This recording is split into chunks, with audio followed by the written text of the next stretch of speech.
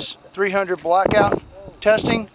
We're testing the AAC 220 grain and the Hornady 110 grain, moving at 2350 feet per second.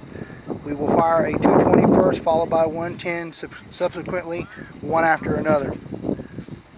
Go.